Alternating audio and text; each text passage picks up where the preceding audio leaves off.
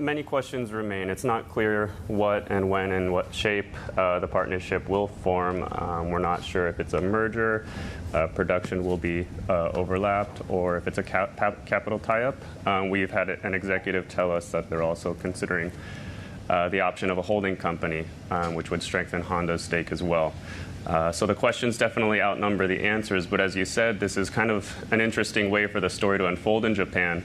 Essentially, if Honda forms a partnership with Nissan and potentially Mitsubishi Motor, beyond the alliances it's had in the past, this would effectively split the Japanese auto industry into two. The Honda camp with Nissan and Mitsubishi, and then Toyota with Subaru, Mazda, and Suzuki.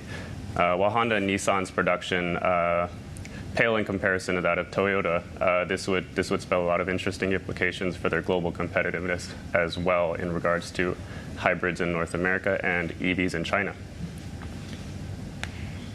I want to talk about the market reaction because I think it's quite clear there today. You've got obviously Honda that's under pressure. Investors really like this for Nissan and Mitsubishi in particular. Why are we seeing that divergence, and what's in it for each of the car makers? That's another interesting point as well. For Nissan, the benefits are pretty obvious. The company's been in a lot of financial trouble recently. Poor profit during the last quarter and over the last year or so in the US and China forced the company to lay off thousands of workers, pare back production capacity, and lower its annual fiscal outlook for the current period. For Honda, the answers aren't so clear.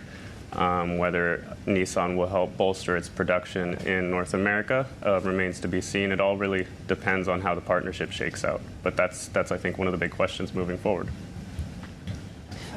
Nicholas, and I know you may likely not have an answer to this, and I think to your point, you make a very important distinction here that we still don't know in what form, if this does push through.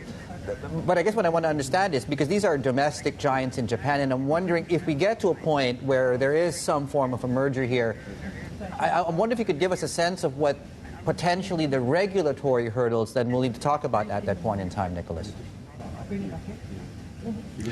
Yeah, that's another interesting point, and we're getting into sort of gray area speculation. The talk of a Honda-Nissan merger isn't necessarily new.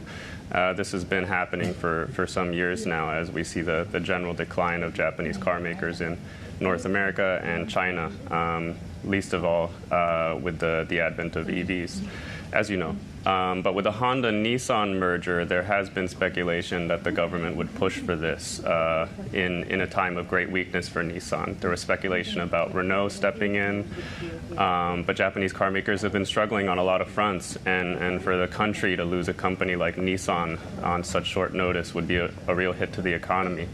Honda recently pared back its partnership with GM.